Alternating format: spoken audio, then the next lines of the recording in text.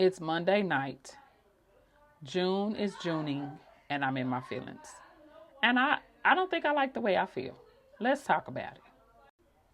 It's Mindful Mondays, y'all. Let's get into this situation. So today is Monday, June the 16th. For some reason, I thought today was Juneteenth. And that's a whole nother podcast and conversation within itself. Because Juneteenth is what we celebrate in Texas because the slaves that were here for 2 years did not know that they were free. Imagine that. Imagine being free and not knowing that you were free.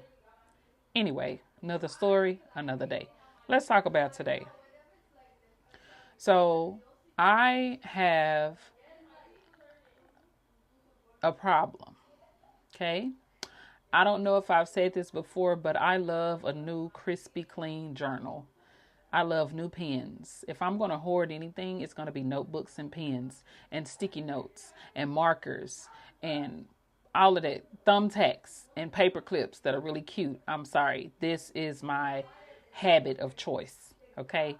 And so I decided to take myself over to Dollar Tree because that's where I could get my notebooks for $1.25, and they're oftentimes very cute. Sometimes they have designs on them. Sometimes they're just regular purple, blue, green, or what have you. And so as I'm gathering my new notebooks, there's a little voice, a still small voice that says, you have notebooks at home. You don't need to buy anymore. But by then I was already in my vehicular on the way home.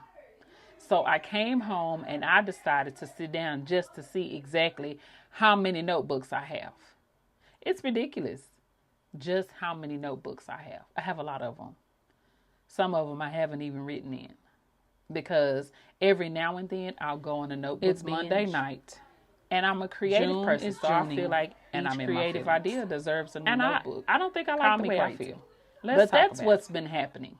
So as I'm going through my notebooks and everything and looking over journals and understanding what I was writing and understanding where I was at that time, I'm like, Lord, have mercy. Wow. These prophecies, these promises, these downloads that I was getting over 5.5, 6 years ago are coming to fruition now. So in the moment, I was doing everything I could to be present and not just, consider this notebook something that's junk and throw it in the trash. No, it actually has prayers and prophecies and scriptures that were spoken over my life back in 2019. Stuff that I wrote down back in 2019. So before there was ever a chat GPT in my life, there was intimacy with the Father. And so on this Mindful Monday, I want us to reach back into those journals, into those notes, reach back into that old Bible that you had, that you still have. Because I don't know about you, but I don't throw Bibles away. I have the Bible that I have is a women's study Bible. And I have had that Bible since, probably the year 2000. So that's 25 years. Now, granted, Hebrews through Revelations is gone, but that's not the point. That's not the point. The point is, I still have it. The point is, I was going through it and looking at where I highlighted. I was going through it and looking at what notes I made in it. And I was like, wow, I remember this. I was single. I was living in my first house, and I used to sit at the table because I was really like, when you first get saved, when you first get saved, but when you finally make a decision that you're going all the way this time, let's just put it like that. This time I had made a decision I was going all the way. Okay. And I used to sit at my table with my notebook and I would just, in my Bible, and I would just read all the time. All the time. Then I found out to read the Bible through the year. So I started reading. And I would have questions and I would call my dad and all of that. So mind you, Father's Day was yesterday. And if any of you all know me, you know that my father passed away in 2021. So my feelings, I'm a little bit all over the place. Hormones all over the place, emotions all over the place. A little bit of me is all over the place today. And so anyway, um, as I was looking through my journal and looking through my Bible, I was like, wow, it was so much information that I was writing down. And I'm the things that I was writing down then is what I'm doing now. And I'm just so grateful to God that He never stopped speaking. I've said that before. He never stopped speaking. He's let me know that He still cares, He still hears, and He's still there. Um, Usually around holidays, for me, it's quite challenging because grief in my life touches a little bit of everything. There's not anything that it doesn't touch. Okay. And so with yesterday being Father's Day, I didn't have a bad day yesterday. Yesterday was actually a good day. I didn't dwell in grief yesterday at all. I thought about my dad a little bit.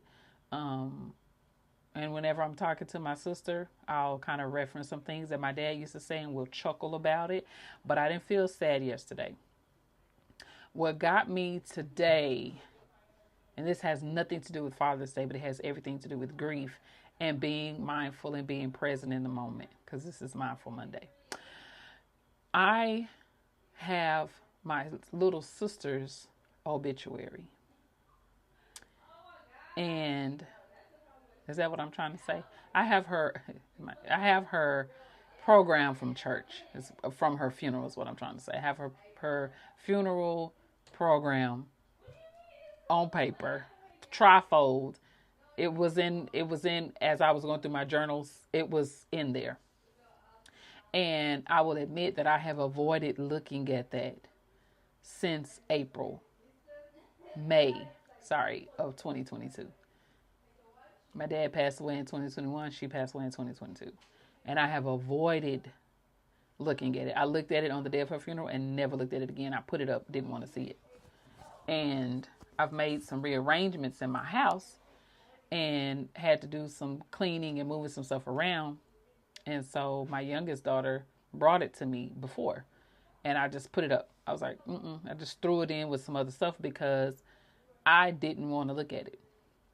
Well, today, again, as I was going through my journals, I looked at it. I went ahead, I opened it up. I went ahead and read, and I cried very, very hard. Very, very hard. Because although we had our ups and downs, we got to the point in our relationship where we would call each other and make up. Say, hey, I'm so sorry. I know what I said was kind of rough, but that's just how I was feeling in the moment. And I'm sorry, I apologize. Please forgive me. And she would say, no, I understand. Please forgive me. I was like that's where our relationship got to. It got to the point where if she was feeling bad about something and I found out about it, I would call her and say, hey, do you want to talk? Sometimes she would say no. Other times she would say, yeah. And I said, what's going on? So she would talk to me and I would stay on the phone with her until she started laughing. I would stay on the phone with her until the atmosphere changed in her mind about whatever was going on. And I miss that. I miss her telling me, I know you got your friends, but I'm your sister. She used to tell me that. Like, I know you got your friends and stuff, but you my sister. We got the same mom and dad. Like, she would tell me that. And honestly, I didn't know she felt that way. But she told me that. And I was like, oh. But she was in the last few months or whatever that I had with her. I mean, we had been cutting up for a while, but the last few memories that I have, we were laughing so hard that we were crying. I used to do her hair. And I remember going to her house, doing her hair, and I was washing her hair. We old school, so I was washing her hair in the sink, and we were cutting up so bad. We both were leaning over in the sink. She was telling me, Sarita, shut up, because we were just, we laughed so hard. I'm talking about the laugh where you laugh and then you stop. and then you can't make no noise. Like, this is how bad we used to cut up. And I miss that so much. My sister knew my heart. She knew my personality. We talked about everything. We talked about everything. And even when there were times where she didn't want to tell me stuff, she would come and tell me, and I would cry. And I was like, why you just didn't tell me? You should have told me. She was like, I didn't tell you because I know how you are. And I was like, so? But I remember her sitting on the edge of my bed talking to me. And I was crying, like, you should have told me. You're my sister. Don't ever go through anything like that and don't tell me. But I looked at that program, and I boo-hooed. And it's been a long time since I really just kind of cried about her. Because I go on. I do feel like she's still with me, in spirit, but she's not here physically. And nothing can replace her. Nobody will ever be Sheree. She was the bougie auntie for real with my girls. She was funny. She would come over because she stayed right up the street, and we would play Uno till 1 or 2 o'clock in the morning. We play singing songs. We would do all kind of stuff. And she would come and say, I'm sitting in your driveway. And I would go outside, and we stay outside and talk. I miss that. I miss it a lot. So on this Mindful Monday, I would say to you, take a deep breath. Embrace your emotions. Don't hold it in, because it comes in waves. And it'll never leave you. It'll always be there. The grief doesn't go away because the person is gone. Embrace how you feel.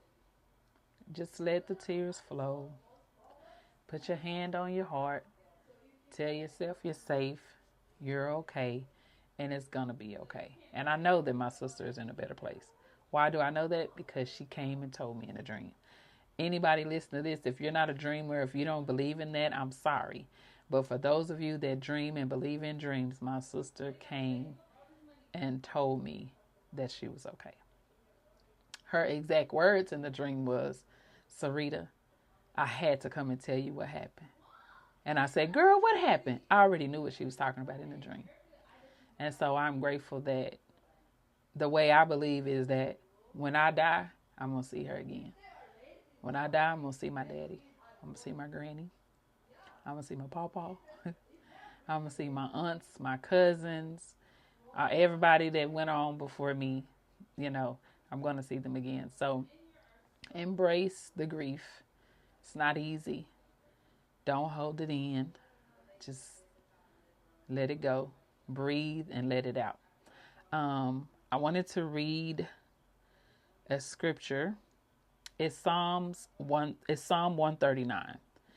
And it says, Lord, you have searched me and know me. You know when I sit down, when I stand up. You understand my thoughts from afar. You observe my travels and my rest. You are aware of all of my ways. Before a word is on my tongue, you know all about it, Lord. You have encircled me. You have placed your hand on me. This wondrous knowledge is beyond me. It is lofty, and I am unable to reach it. Where can I go to escape from your spirit? Where can I flee from your presence? If I go to heaven, you're there. If I make my bed in Sheol, you're there. If I live at the eastern horizon or settle in the western limits, even there your hand will lead me. If I say, surely the darkness will hide me, and the light around me will be night. Even the darkness is not dark to you. The night shines like day. Darkness and light are alike to you. For it was you who created my inward parts. You knit me together in my mother's womb. I praise you because I have been remarkably and wondrously made. Some versions say fearfully and wonderfully made. Your works are wondrous, and I know this very well. My bones were not hidden from you when I was made in secret, when I was formed in the depths of the earth. Your eyes saw me when I was formless. All the days were written in your book and planned before a single one of them began. God, how precious your thoughts are to me, how vast their sum is. If I counted them, they would outnumber the grains of sand. When I wake up, I'm still with you. And then David goes on to say, God, if only you would kill the wicked. So I love reading Psalms because David was like, I'm going to praise your name. But let me tell you what's really going on. God, if you would only kill the wicked, you bloodthirsty men, stay away from me. Who invoke you deceitfully? Your enemies swear by you falsely. Lord, he says, Lord, don't I hate those who hate you and detest those who rebel against you? I hate them with extreme hatred, he says. I consider them my enemies. Then he says, search me, God, and know my heart. Test me and my concerns. See if there is any offensive way in me and lead me in the everlasting way. I love reading book of Psalms because David is so real. They're different. David wasn't the only one that wrote, different chapters in the book, but his was always, God, I love you. God, you're amazing. God, you're with me. Don't leave me. But let me tell you what's going on. Okay, because these people getting on my nerves. I love it. So I just want to encourage you and let you know you're not alone at all. I hope today you feel seen. I hope today you feel heard. Okay? I hope today you feel felt. One of the words for today is confidence isn't about being perfect. It's about knowing you're worthy even when you're still growing. And we're all still growing. The name of this channel is, or this podcast is, We Walk Free. So I'm learning how to walk in this season of grief, in this season of experiencing perimenopause, so they say, because of my age, in this season of being a single mother now, in this season of being an entrepreneur. I have to give myself grace and learn to walk this thing out and just keep going, because we're all learning to bloom where we're planted. Sometimes it's not easy. Sometimes God has to dig you up from where you are and move you to another place, because where you were, the soil was not fertile enough for the fruit that he wants you to bear. It just is what it is. And he knows best. Might not always feel good, and it might not always taste good, but it's good. I posted something on my story today on Instagram, and it was a young lady that was eating salad, and the caption read, me basically being obedient to what God said, but I'm not fully on board yet. And then in the comments, the person who posted it said, being obedient but not being on board means you're eating the broccoli, but you just don't like it. And I can remember a long time ago, me driving home from work or to work and talking with the Lord and about oatmeal, and him basically saying, like, you got to eat the oatmeal. You don't want to eat it because you don't like the consistency of it, but it's good for you. It's very filling, so you need to eat it. And that's the same exact thing. Like, we may not always understand what it is he's calling us to do. We may not understand the season that we're in. We may not understand why we're going through what we're going through. But I think it's important that we, instead of saying, why are we going through what we're going through? It's the better question is, what do you want me to see why I'm going through this? How did I get here? What happened? What are my emotions? What's triggering me? What's really going on? We have to ask more questions to get down to the root of why we feel the way we feel. Again, it's Monday. Some of y'all went into work today. I called my sister. I forgot she was at work because I thought today was June 19th. It's not. Today it's not.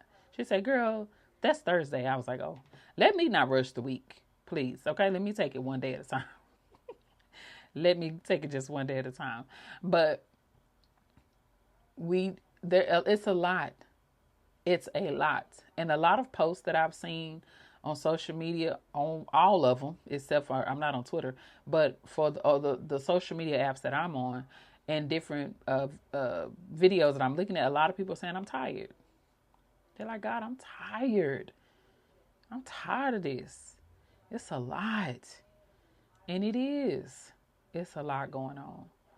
But there is power in stealing away. There is power in having somebody to talk to about how you feel. There is strength in just breathing and just taking a moment to sit back and think about how far he brought you from and think about where you are now. If I was to be perfectly honest with you, I have zero complaints.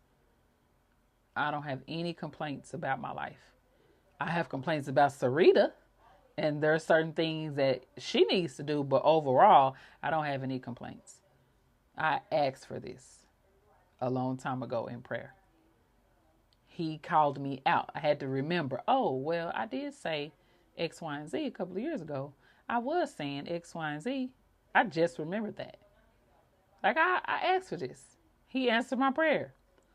We forget that we have been praying. We have been in intercession about certain things and look up. And although things may not be exactly the way that you want them to be, nevertheless, he answered your prayer. He opened the door. Things may not be the way you want them to be, but he still answered the prayer and opened the door. So can we just tell him thank you for opening the door? Thank you for answering the prayer. Thank you for not giving up. Because, y'all, I've been in the Old Testament reading about the children of Israel and Moses. And I'm like, Lord, have mercy. If they're not us and we're not them, child. Woo. Anyway, I'll come and talk about that later. I will say this in closing. I didn't post the video on Friday because I'm still growing and trying to make sure. I don't have an answer. Okay. I should have posted one. I don't even remember what I was doing. I was probably busy working on another business, knowing me. But my apologies to everybody that may have been looking for a video on Friday. I apologize. So this has been Mindful Monday. I hope that I said something that was able to encourage you, able to help you breathe deep and cozy down with your journal and journal about how you feel and really deal with how you feel. And then find somebody to talk to about how you feel. Go get something to eat and go talk to your friend. Go get some ice cream and go talk to your friend. If you can't go do that, go get your journal and go talk to Abba. He's always available. Always. He actually should be your first resort and not your last one. And I will leave with this. Don't treat the assignment that he has given you, if you know what it is, like it's an option. It's not an option. It actually should be treated as a priority. Okay? I love you. There's not a thing you can do about it. And until next time, be safe, be loved, and be kind.